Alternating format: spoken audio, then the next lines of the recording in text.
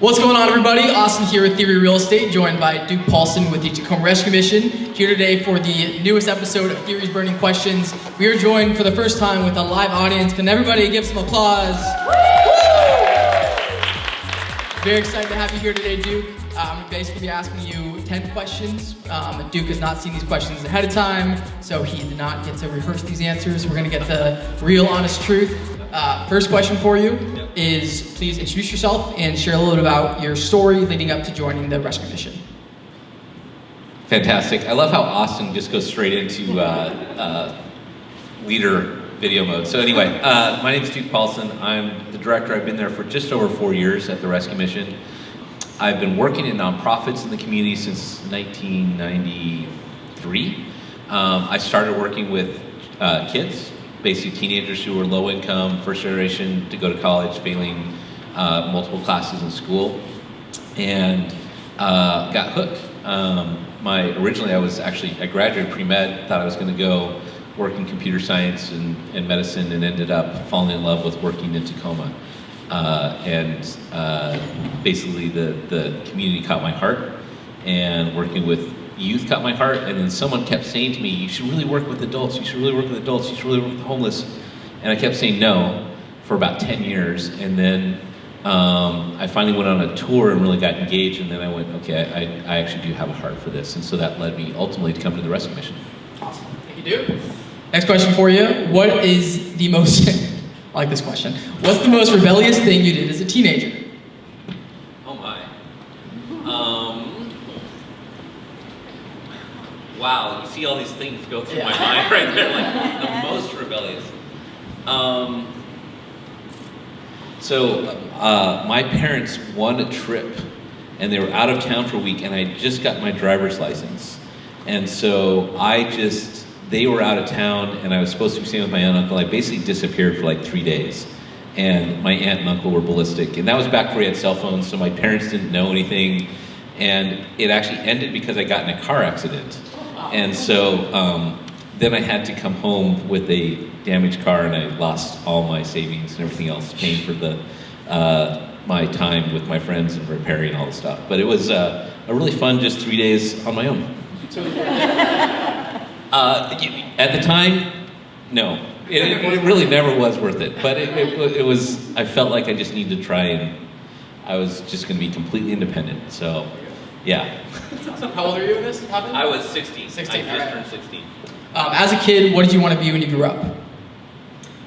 So I grew up, my mom was a nurse, and I always wanted to go into the medical field. So I knew I liked helping people, and I knew I liked relating to people one-on-one. And so I wanted to go into medicine somehow. So Duke, you and I both joined Tacoma Rescue Mission the same month, over 4 years ago. I joined the board, you joined as the executive director. What was it that originally drew you to TRM and the work that they do?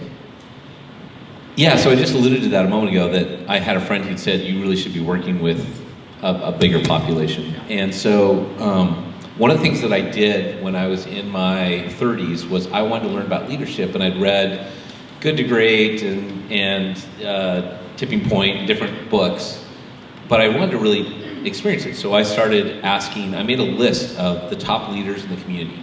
So it was the president of Multicare, the president of, at that time, Russell Corporation, of the Pierce Transit, of the county executive. I just made a list of people, and I started cold calling them and asked them if I could take them to lunch. And I had a list of questions that I would ask them. And if they asked me what I was doing, I'd send them, here's the list of questions I want to know about leadership. One of the people that I called was the executive director of the rescue mission.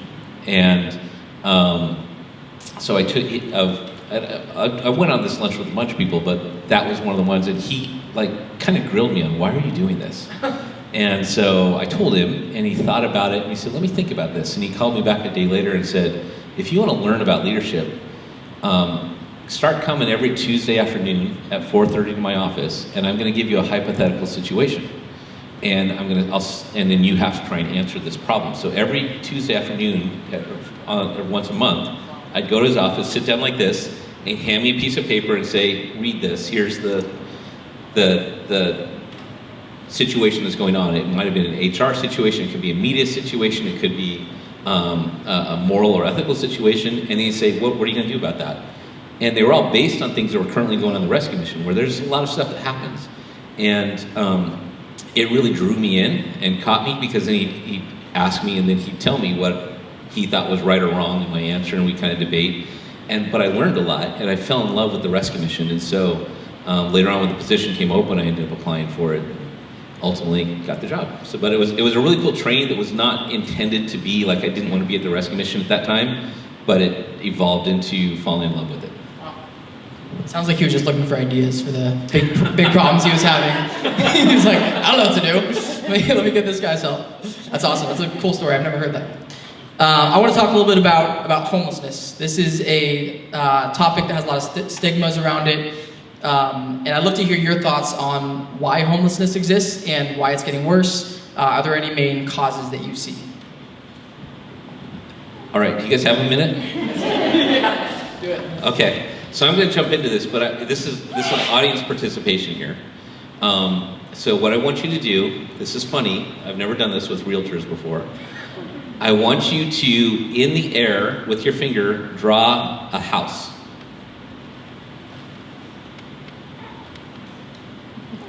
Okay, I saw some people add a window or a door, but pretty simple structure, right? Here's the square, here's a triangle over the top, there's a house. Now, draw a home.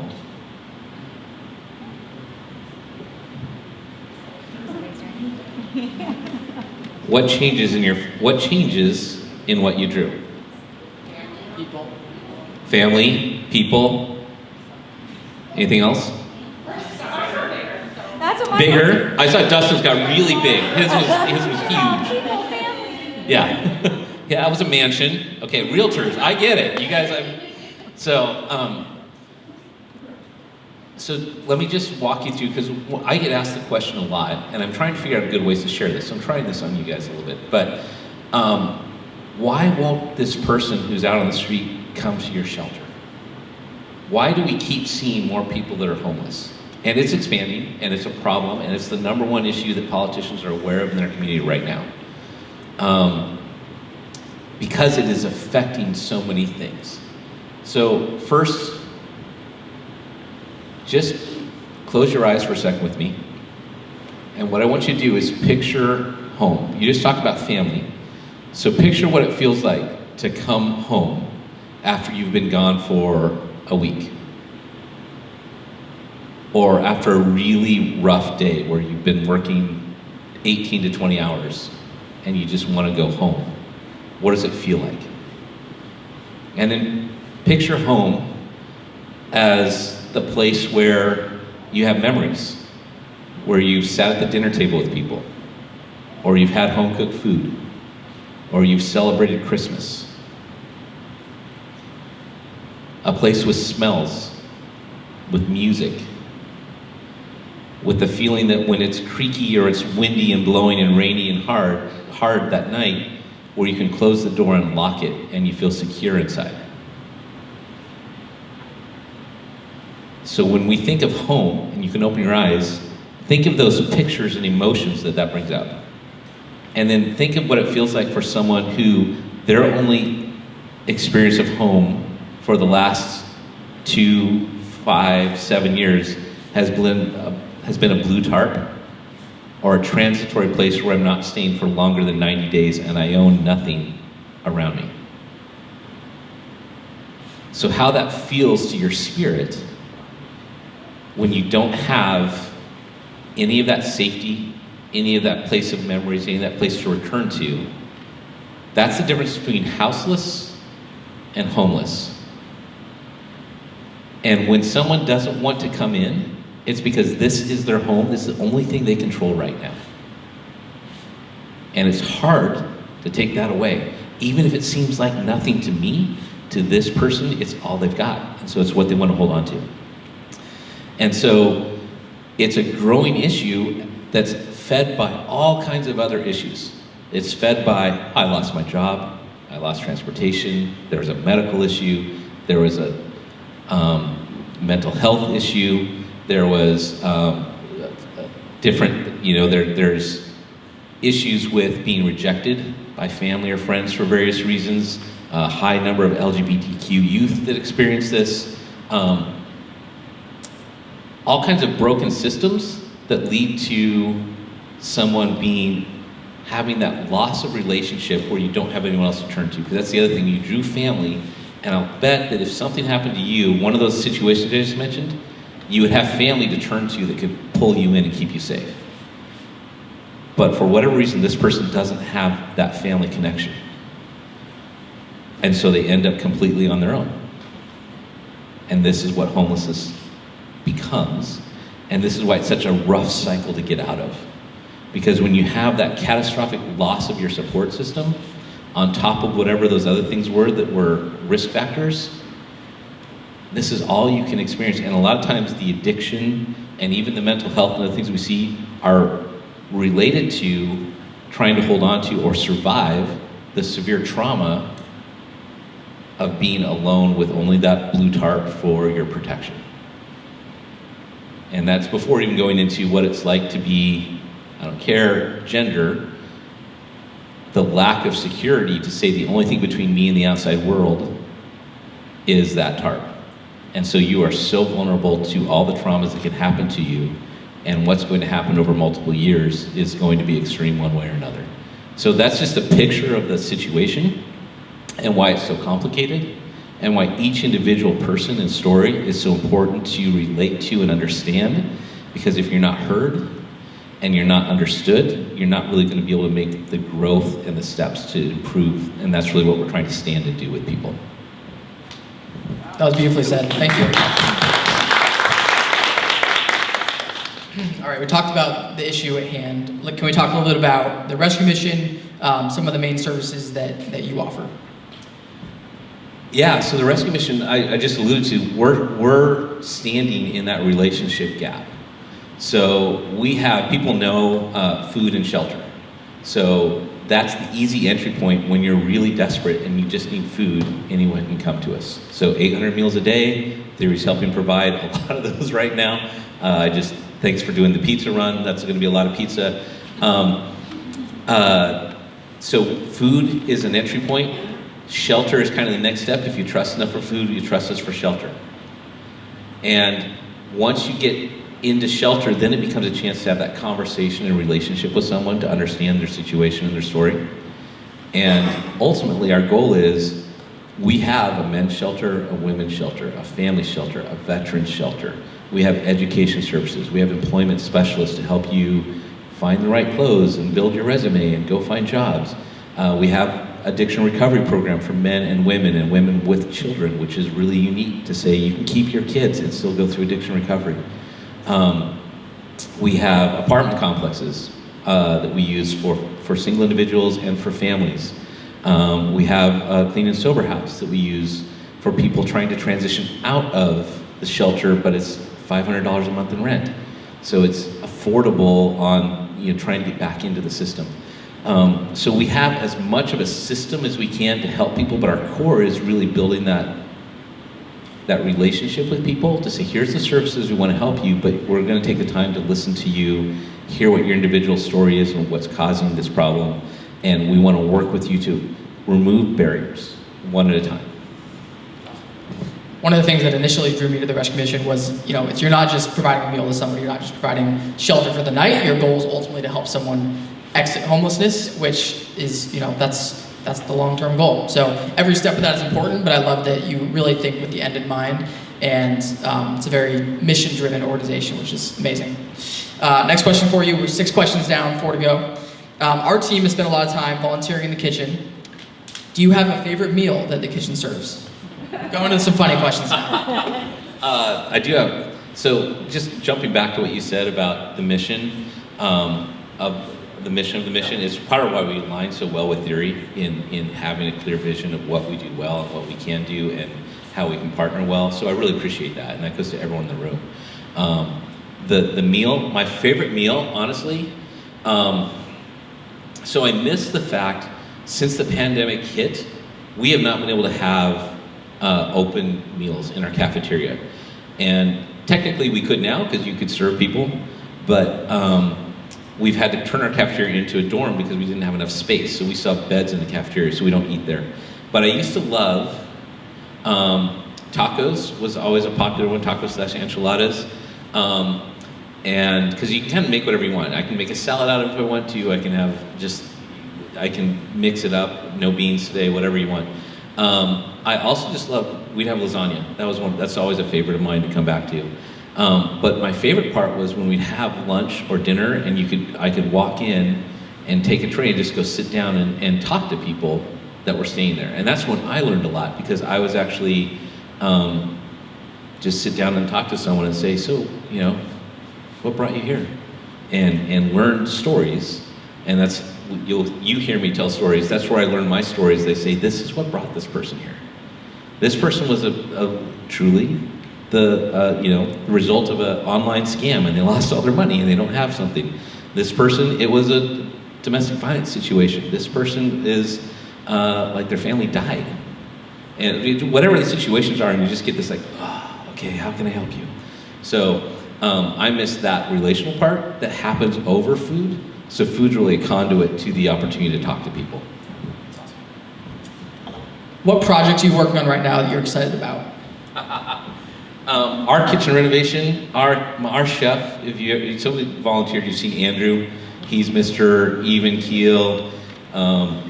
He stood up at a staff meeting once and he's like, hey, I survived race riots in Atlanta as a kid, in Detroit as a teenager, and in Watts as a 30-year-old man, and now as a 60-year-old man, here's my perspective. And he's just like, you just keep going. Life, he's 62.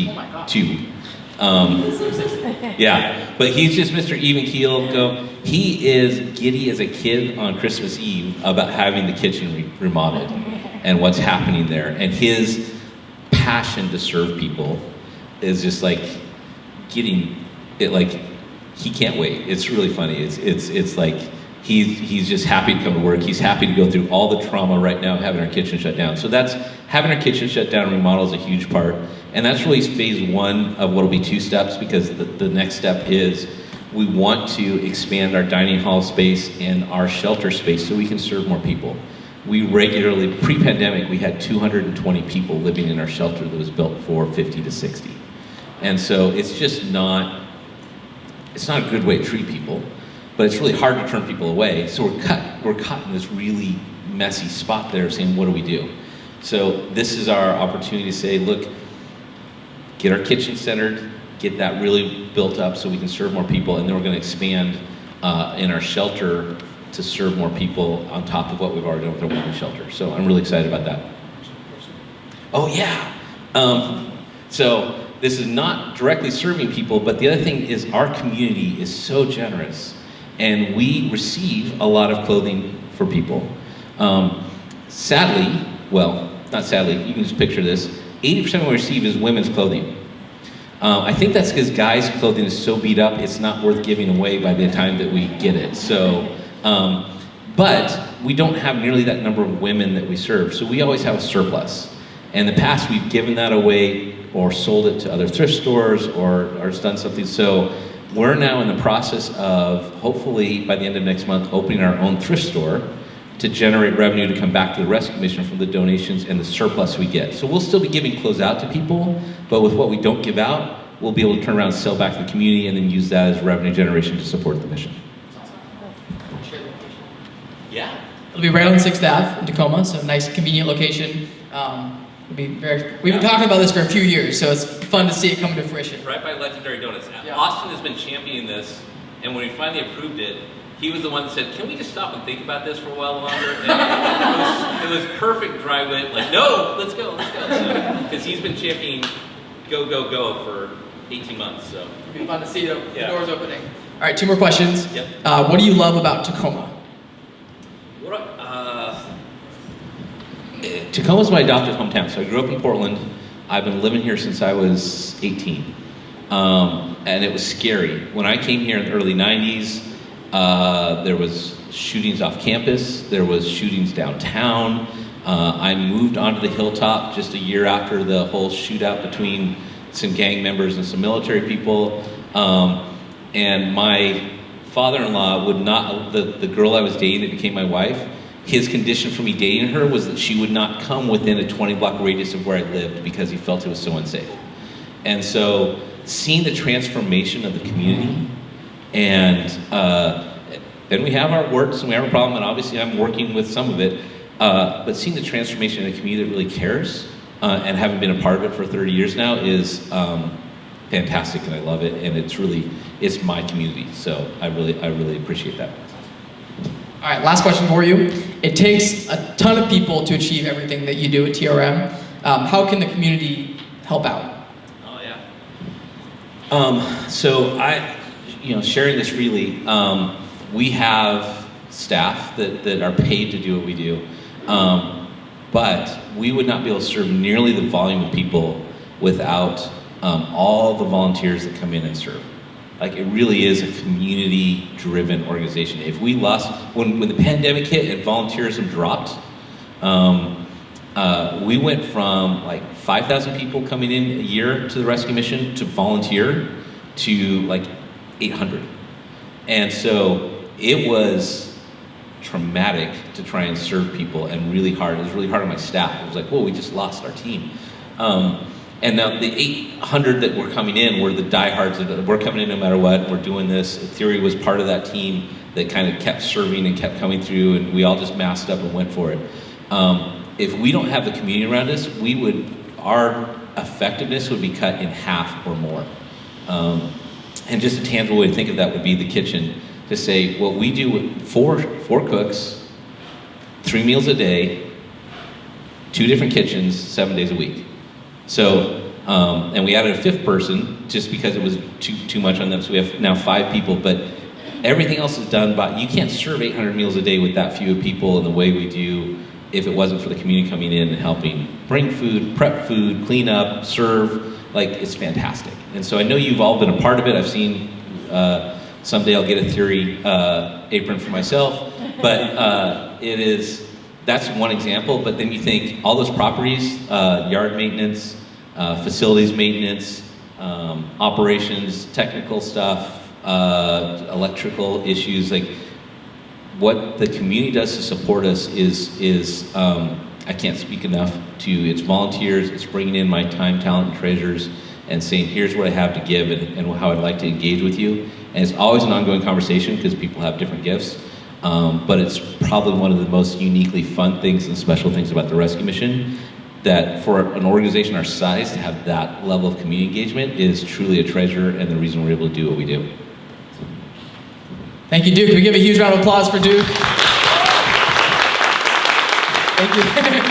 Thank you so much for all the work you do. Truly, it's amazing to see what Tacoma Rescue Mission accomplishes and the people that they serve and help, and it's been fun to be a small part of that. So thank you very much. Please. So he said that about outcomes. One other thing that I wanted to say that we're really proud of is, prior to the pandemic, we were at almost 2 people a day that were coming to the rescue mission that were leaving either with permanent housing or a job. And so, which we believe is a big part of getting to that permanent housing.